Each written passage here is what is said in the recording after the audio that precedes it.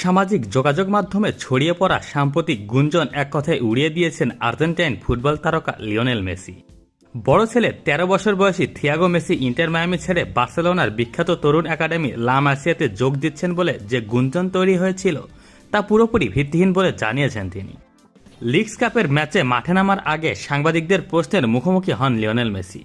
সাংবাদিক যখন তাকে সরাসরি জিজ্ঞেস করেন থিয়াগো কি চলে যাচ্ছে, তখন সতীর্থ রদ্রিগো দে পলের সঙ্গে স্টেডিয়ামে প্রবেশের সময় অত্যন্ত শান্ত ভঙ্গিতে সোজাসাপটা এক শব্দে উত্তর দেন, না। ২০২৩ সালে মায়ামিতে আসার পর থেকে ইন্টার মায়ামির বয়সভিত্তিক দলের হয়ে খেলছে থিয়াগো। এর আগে সে পিএসজির একাডেমি এবং বার্সেলোনার প্রশিক্ষণ কেন্দ্র বার্সা এসকোলার সঙ্গে যুক্ত ছিল। তবে আপাতত ইন্টার মায়ামিতে তার ফুটবলীয় প্রশিক্ষণ অব্যাহত থাকছে। ছেলের খেলার ধরন সম্পর্কে এক সাক্ষাৎকারে মেসি আগে বলেছিলেন, থিয়াগো খেলা নিয়ে বেশি চিন্তা ভাবনা করে। সে মূলত খেলা গুছিয়ে খেলতে ভালোবাসে এবং একজন দক্ষ মিডফিল্ডার হিসেবে নিজেকে গড়ে তুলছে। মাঠের বাইরের গুঞ্জন উড়িয়ে দেওয়ার পাশাপাশি মাঠেও দারুণ ছন্দে ছিলেন লিওনেল মেসি। সান লুইসের বিরুদ্ধে ৪-২ ব্যবধানের জয়ে নিজে জোড়া গোল করেন, পাশাপাশি একটি অ্যাসিস্টও করেন এই আর্জেন্টাইন মহাতারকা।